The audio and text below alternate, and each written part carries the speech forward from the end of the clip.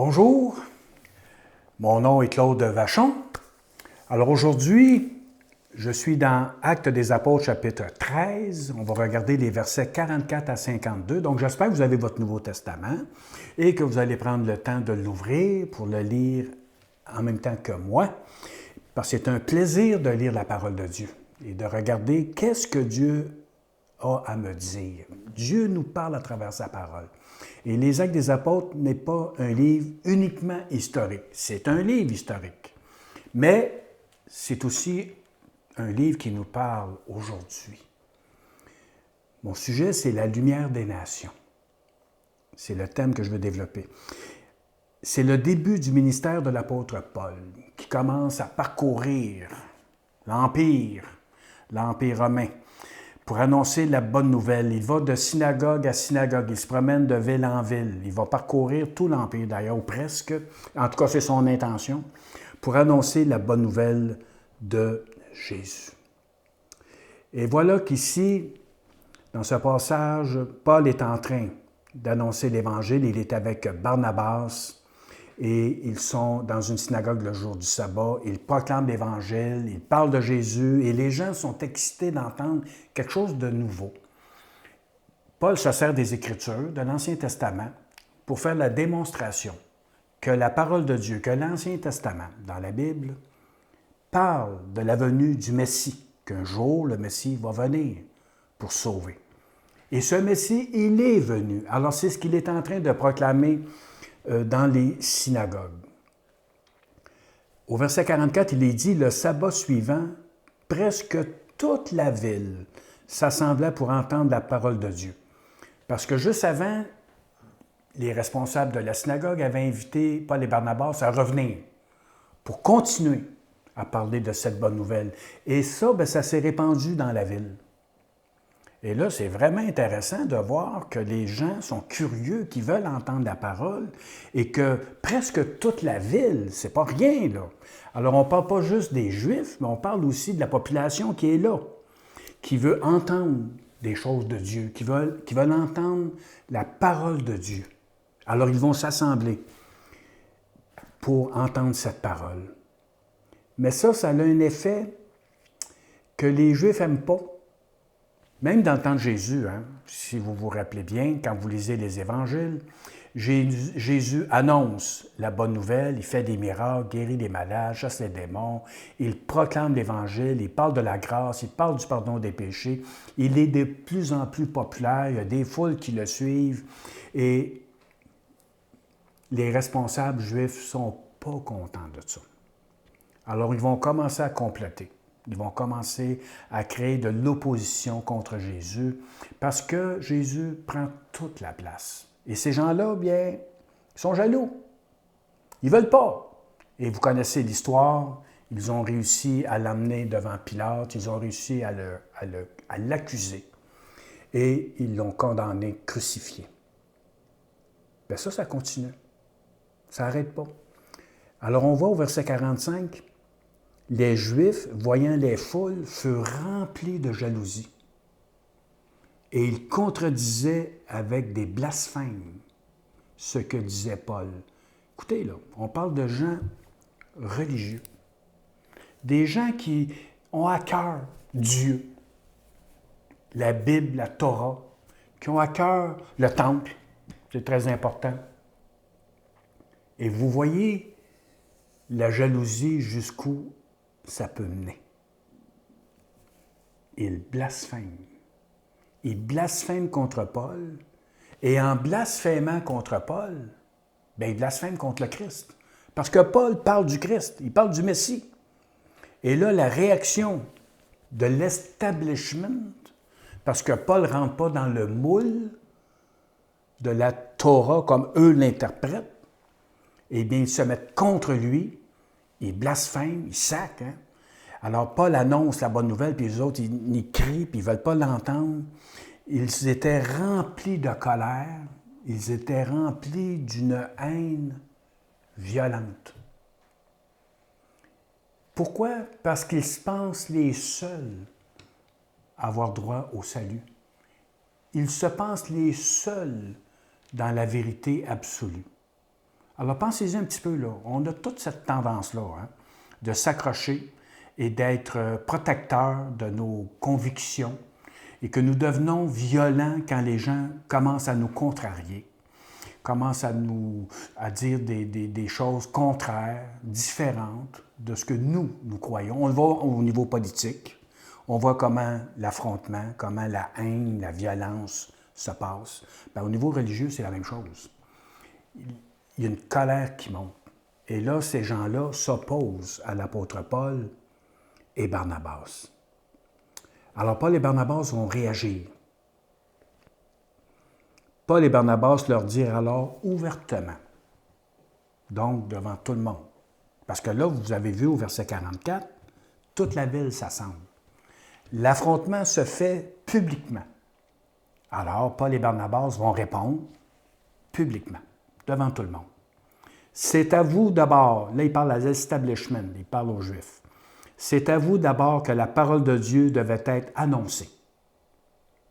Mais, puisque vous la repoussez et que vous ne vous jugez pas digne de la vie éternelle, voici, nous nous tournons vers les païens. La parole de Dieu, elle est annoncée d'abord et avant tout au peuple juif, c'est vrai. Le Messie est annoncé pour les Juifs d'abord, c'est vrai aussi.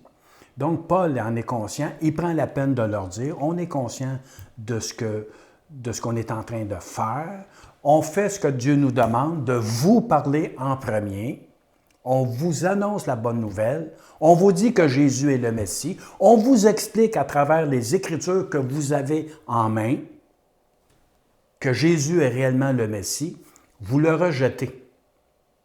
Vous n'en voulez pas, vous vous sentez indigne de la bonne nouvelle du Messie de Jésus. C'est incroyable.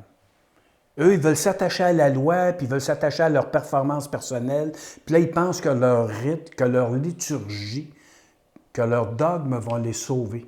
Alors que c'est une personne qui sauve, c'est Jésus qui sauve. C'est lui qui a payé notre dette à la croix du Calvaire.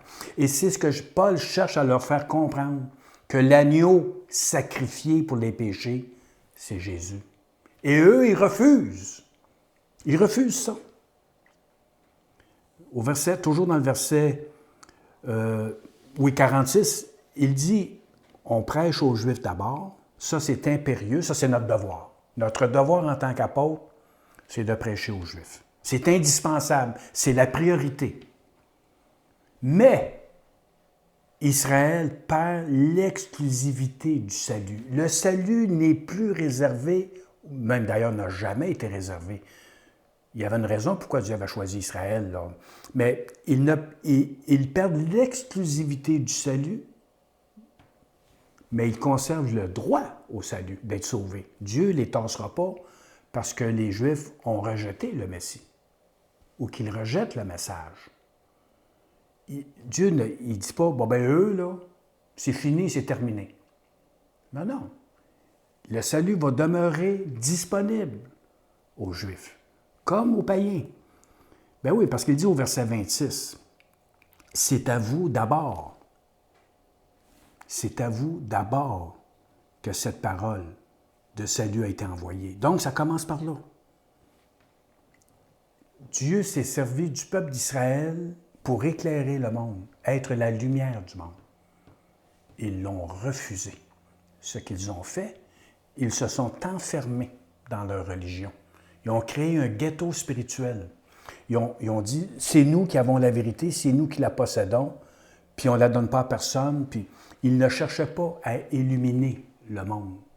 Pour eux, ils étaient prétentieux, orgueilleux. Nous sommes le peuple de Dieu. Puis les autres, c'est les mauvais, les méchants. Aucune tentative d'éclairer le monde. Israël devait devenir un modèle, une lumière qui éclaire. Ils l'ont refusé en rejetant Jésus de Nazareth. Car ainsi nous l'a prescrit le Seigneur, verset 47, « Je t'ai établi pour être la lumière des nations, pour porter le salut jusqu'aux extrémités de la terre. » Donc, il a établi au début Israël pour être la lumière du monde. Il la rejette. Donc, maintenant, cette responsabilité de la lumière des nations est donné à l'Église. L'Église devient porteur de la bonne nouvelle de Jésus-Christ. C'est elle maintenant qui a le mandat d'être la lumière des nations, inclus le peuple juif. Toutes les nations peuvent être témoins de la lumière du monde.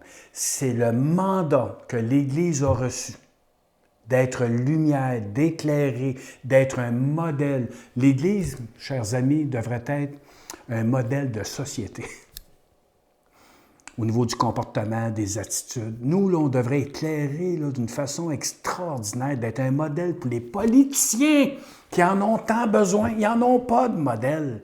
Eux, les modèles qu'ils ont, c'est des modèles de force, de puissance, puis ils écrasent le monde. Ils détruisent tout sur leur passage. Pour eux, c'est la loi du plus fort. C'était tout à fait l'inverse dans le Nouveau Testament. Le modèle, c'est le Christ, et le Christ est notre modèle, et nous devenons le modèle.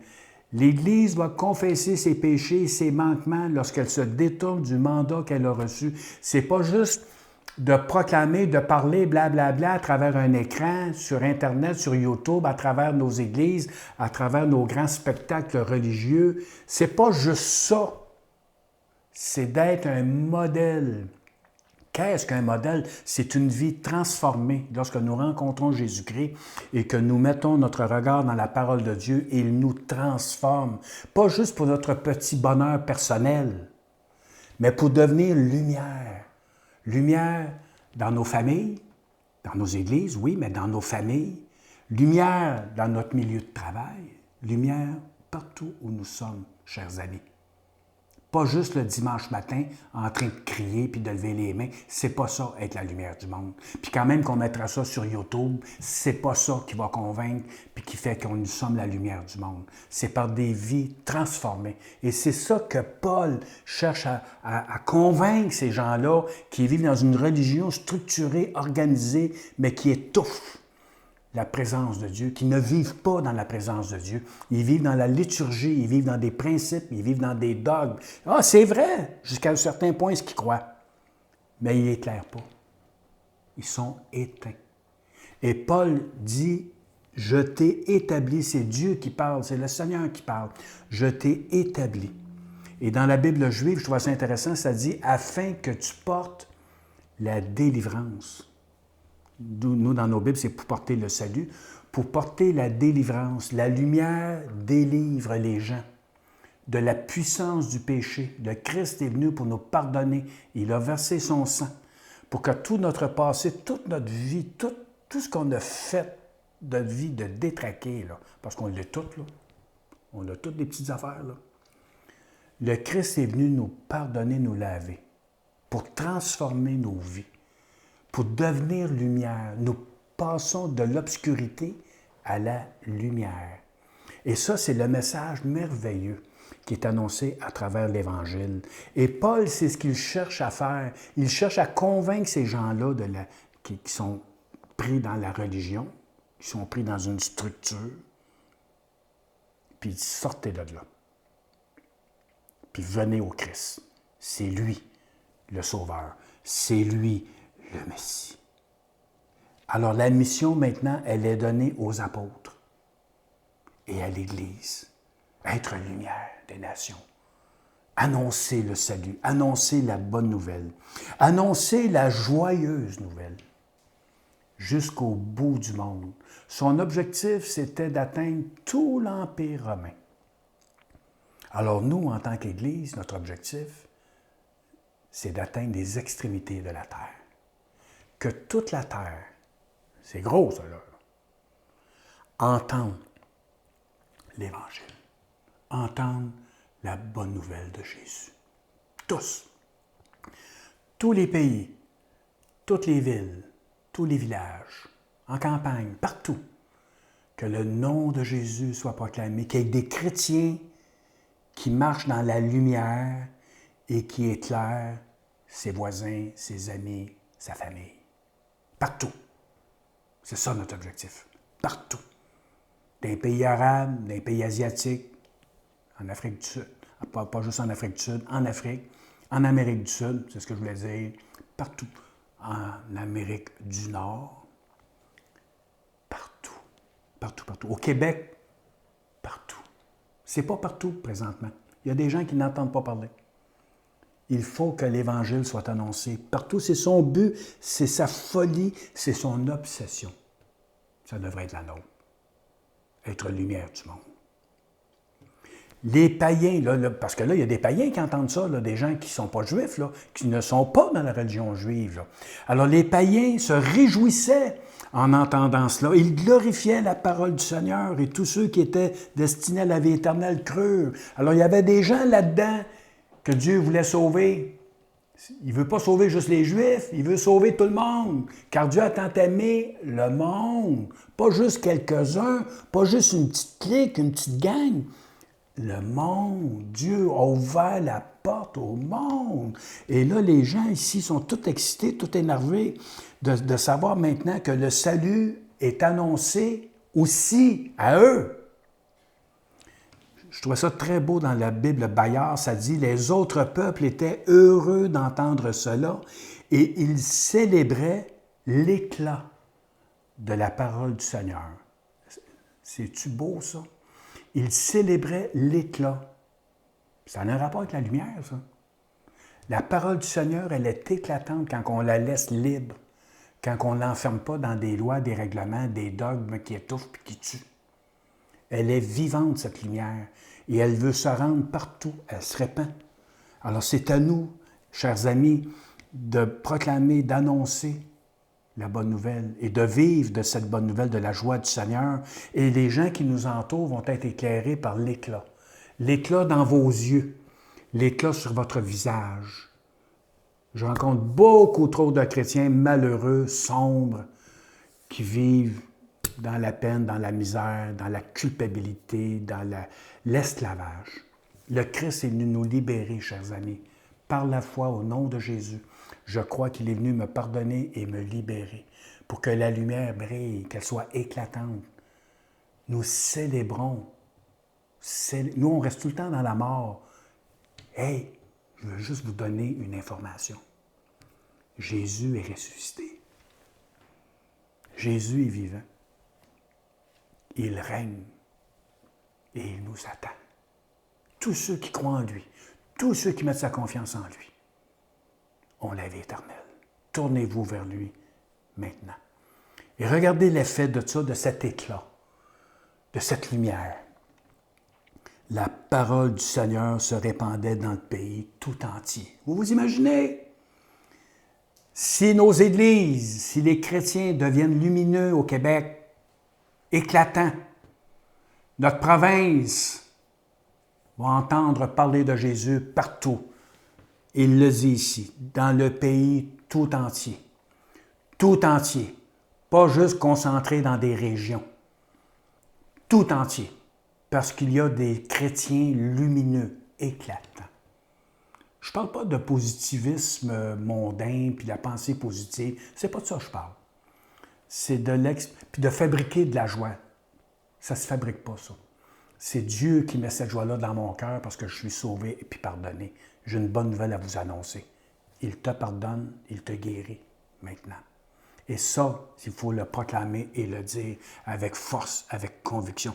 Donc, l'effet de la réception de la parole, elle se répand. Est-ce que la parole se répand autour de toi? Est-ce que la parole se répand autour de ton assemblée? L'effet de l'éclat de la lumière, elle se répand. Alors, peut-être qu'il faut réfléchir. Où suis-je? À quelle place que je me situe? Est-ce que je vis là-dedans, dans cette joie du royaume, dans cette joie de la présence du Seigneur? Mais ça provoque de quoi encore, ça? La joie d'être sauvé, la joie d'être chrétien, d'être lumineux. Alors oui, mais les Juifs excitèrent contre eux les femmes distinguées qui étaient prosélytes et les notables de la ville. Ils soulevèrent une persécution contre Paul et Barnabas et les chassèrent de leur territoire. Ben oui, l'effet de la réception de la parole, elle se répand. L'effet qu'elle se répande partout provoque la jalousie, la haine, le complot du religieux et du politique, le rejet, la persécution. C'est ça que ça fait. Fait que soyez pas surpris. C'est pas tout le monde qui aime ça, la lumière. C'est pas tout le monde qui aime ça, l'éclat de la lumière. Il y a beaucoup de gens qui aiment l'obscurité, les ténèbres, la noirceur, qui aiment mieux la nuit que le jour. Beaucoup, la majorité même. Donc, quand la lumière s'allume, l'éclat, bien, les gens jaloux se manifestent. Les gens qui sont remplis de haine, de violence, tout est secret tant que la lumière ne lève pas. Mais quand la lumière se met à lever, puis ça, on va le voir, ça. Puis ça se passe dans le monde.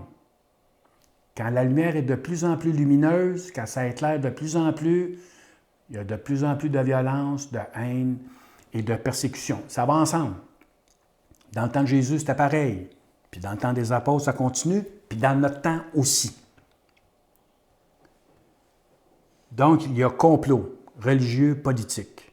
Alors, Paul et Barnabas secouèrent contre eux la poussière de leurs pieds et allèrent à Iconium. Ils ont arrêté de s'assiner avec eux autres, ils sont partis. Mais on termine avec le verset 52. Qu'est-ce qui se passe avec les autres? Parce que là, on est dans un contexte, hein? Wow! La lueur, la clarté, la lumière, mais en même temps, la persécution, le rejet, on perd nos jobs, nos réputations, on est menacé. Regardez ce qui se passe au verset 52. Les disciples, quant à eux, étaient remplis de joie et d'Esprit Saint. Est-ce possible? Absolument. Ça n'a pas empêché les chrétiens d'être joyeux puis d'être remplis du Saint-Esprit. Pourquoi? Parce que la lumière, elle est en eux. L'éclat de la parole brille en eux. Et ils sont la lumière des nations et ils en ont pris conscience. Et ils sont conscients que la persécution, le rejet, le complot politique religieux veut éteindre la lumière. Ils sont conscients de ça. Ils le comprennent. Fait qu'ils prennent pas mal ce qui se passe. Ils ne pensent pas que Dieu les a abandonnés, que Dieu est en train de les combattre, que Dieu est contre eux. C'est tout à fait le contraire. C'est l'ennemi qui les combat. Et eux, ils s'en réjouissent. Eux autres, ils se disent, c'est bon signe. C'est bon signe. La lumière augmente, les ténèbres, ils ne veulent pas. Ils veulent éteindre. Fait qu'ils continuent. Alors, on va voir ça, cette histoire-là, tout le long. Que les chrétiens prient, que les chrétiens continuent malgré la persécution. Ils continuent à être la lumière des nations. Es-tu lumière des nations? Fais-tu partie de la lumière? As-tu reçu cette lumière? Ouvre ton cœur maintenant et reçois cette lumière par la foi. Qu'elle vienne habiter dans ton cœur. Que l'éclat, je puisse le voir dans tes yeux, sur ton visage, dans ta vie. Et ça, il n'y a que le Christ qui peut te le donner. Aucune religion dans le monde ne peut te donner ça. Aucune thérapie, il n'y a rien qui peut te donner ça. Il n'y a que Jésus. Alors qu'il vienne maintenant. Crois en lui maintenant. Laisse-toi éclairer, voir tes fautes, tes péchés, les ténèbres. Et viens à lui, regarde à lui, puis les ténèbres vont fuir devant sa beauté, devant sa majesté. Jésus est mort pour toi. Il a versé son sang pour te sauver, pour que tu reçoives le pardon, que tu cesses de vivre dans la culpabilité et l'esclavage, et que tu vives maintenant pour lui. Maintenant et pour toujours. Sois béni, puis éclaire. Gêne-toi pas. Allume la lumière, puis éclaire. Vous pouvez nous suivre sur l'essentiel avec un c.ca. Que le Seigneur vous bénisse et à bientôt.